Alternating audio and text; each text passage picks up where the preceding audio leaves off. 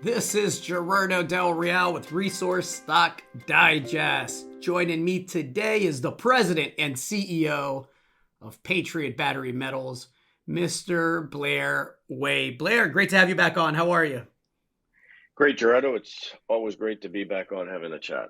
Well, let's get right into it. I had hoped for a $20 Canadian price on Patriot by year, and the short sellers have been absolutely hammering the heck out of the stock the past few days. In anticipation of what I have to speculate is, the belief that the private placement shares that were escrowed for a year, including millions of shares that our group took down, are all of a sudden all going to hit the market here in the next day or two. And I can just tell you on our end of it, nothing could be further from the truth. I added some today, not a lot, but I added a little bit today, and we'll continue to do so at these prices. But with that being said, share price aside, you had some news yesterday that I thought, though technical in nature, was incredibly important for de-risking the project and for advancing it to the point where you can make, a production decision, and or a major can come in and really look at this in a new light. And so, the headline read, Patriot achieves 79% recovery in dense media separation test work on the CV5 pegmatite at the Corvette property. I would love for you to give me a non-geologist, non-technical person explanation of why that's so important and so bullish here moving forward. With the disclaimer that obviously it's still early in the process, but so far so good on the Met work. And we've seen how Met can absolutely derail a project that otherwise looks amazing.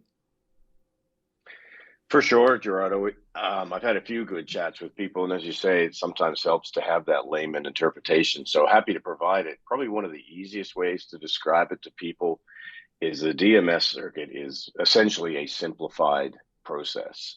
If people who are familiar with the gold processing, if you think about the gravity circuit in a gold mine or in a gold processing plant, DMS is a little bit like that.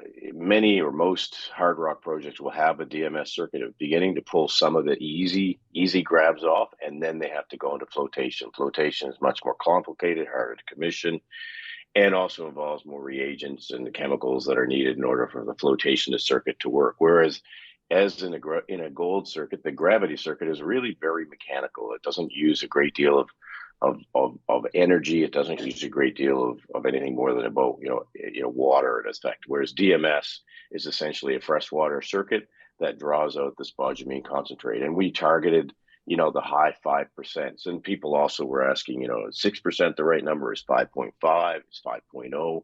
And to be honest, it's pretty much within the right range of between 5 and 6%.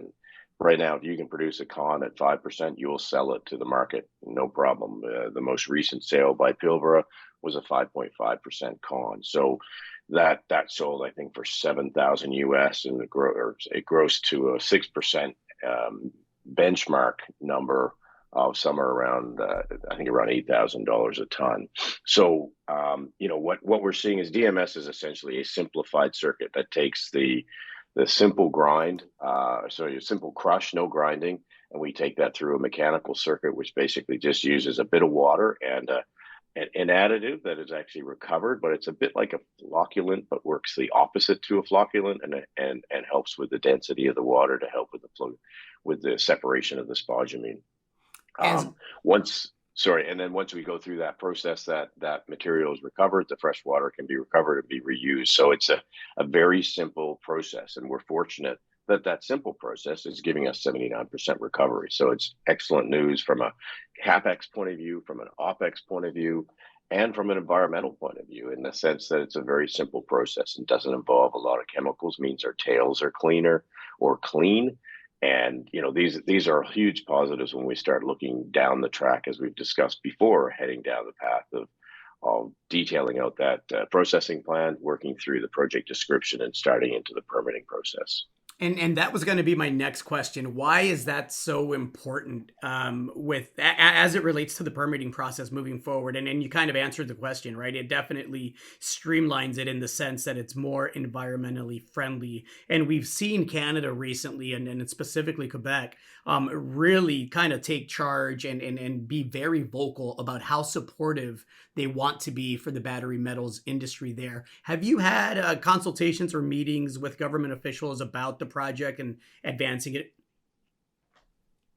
For sure. We continue to have discussions with the Quebec government and Quebec funds and the Canadian government. So the interest levels are there, as we've seen in the news. Both the federal and provincial governments are very supportive of a project, or of the battery materials, and therefore a project such as this. To then be able to talk through the process in order to extract the spodumene concentrate, being a relatively inert and simple and cost-effective process, it just further, increases or improves the fundamentals that we already have a very strong belief in for that project. So we've got a sizable, deposit that we're drilling out here.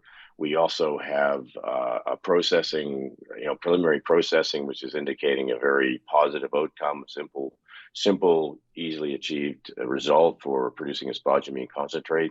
And then we have a very supportive jurisdiction, both at the provincial and federal level. So we do need to continue those discussions well into the new year, including, our First Nation, Quebec government, Canadian government, even U.S. government as well, because there's interest and support available from that. So these are all ramping up in the new year. I'll be back in Canada, for a couple of weeks of January for that purpose, and we're having meetings in order to progress these things. But it truly is a great project, which is certainly getting great interest, and we believe great support down the track as we move forward on both the drill program and now, as we discussed in the last call we had, the development cycle, working towards the pre-feasibility level study. With CV5, in my opinion, we clearly have easily a triple digit tonnage, maiden resource that we'll see here in 2023. Obviously, that's going to be important. And it wouldn't surprise me if it pushed towards 200 million tons, closer to that than the 100 million ton mark. But let's be conservative. Let's say, you're closer to 100 than 200. You also have CV13, which I'm excited for assays on. At what point, or have you already started initiating met work on CV13 to see if it's similar? Because I believe in a recent release you referenced that thus far, at least visually, it looks to be very similar rock. We haven't started the met work on CV13. We're still waiting on assays. Certainly that will be part of the process. But as you can imagine, you have only a certain amount of physical resources available, both internally and externally in labs and the like. So we are focused on CV5. CV13 certainly indicates to us something's there. We just need the time to work through it. It's, if you imagine where we were with CV5 about this time last year, we're a little further advanced. So we just have to do the time, do the drilling, get enough material so we can start that test work. But we will be doing it, but CV5 is our focus as we move it forward. And obviously this winter drill program, we have a ton more drilling to do. It'll be, there's still, open in both directions. So we need to continue to tease out that extension. As much as getting a maiden resource out is good, we also need to make sure it's reflective of what we think we have there, and also feeds into whatever design we come up for pits and processing facility and capacity. And I certainly now, especially with our ASX and TSX listing, have to be very careful about how I characterize any sort of scale of what we have until we have our technical reports out. So I'll probably dodge a few more questions than I used to, simply because the rule book is just that much more tougher when we've got two jurisdictions that we're being held to task to. But certainly CV5 has a big drill program planned, and we'll be talking more about that in news releases and the like, and then as we enter into the new year.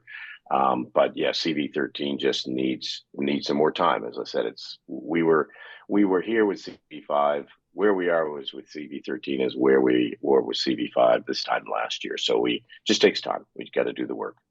You mentioned where we were this time last year. It's been an absolutely spectacular 12 months. Again, I was fortunate enough to help participate in the 16-cent financing. I participated in the subsequent one where we locked up our shares voluntarily for 12 months. And, we didn't get the $20 price target that I was hoping by year end yet. I'll caution yet. A short squeeze isn't out of the realm of possibility, but it's been a phenomenal year. And frankly, whether we get $20 this month or we get $20 next month, it's really not consequential on my end. Those shares aren't going anywhere. Blair, great work this year. Anything else to add to that?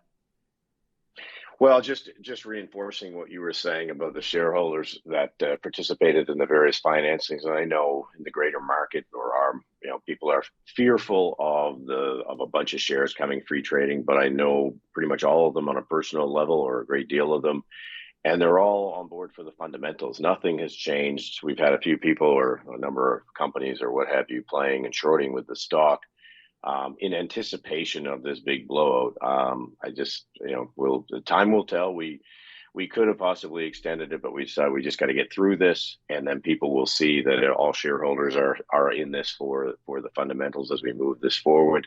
Yeah, I again don't have any fear of these free trading shares, and neither should others. It's a natural progression. It was instead of a 4-month hold, it's a 12-month hold, but people are still holding on to the shares, and yes, they've had some great returns, but there's still more down the track, in their opinion. So they're staying with us, and that's great. And I guess lastly, we're only a few days away from Santa Claus visit. I'd like to thank all shareholders for their support throughout the year. We've had an amazing year to come from where we were again this time last year. I think we were probably, in double digit share prices, and now we've had a fantastic year. We've had some really fantastic results.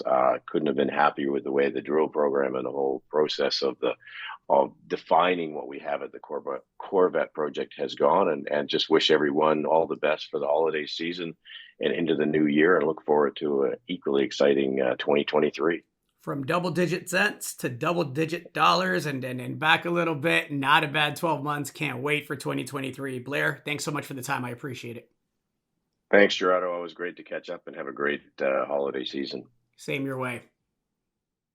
Hey everybody, Gerardo Del Real here. If you're enjoying the content that you just saw, you can let us know in 3 simple steps. Hit the like button, hit the subscribe button, and please share across your network and on social media. Take care, everybody.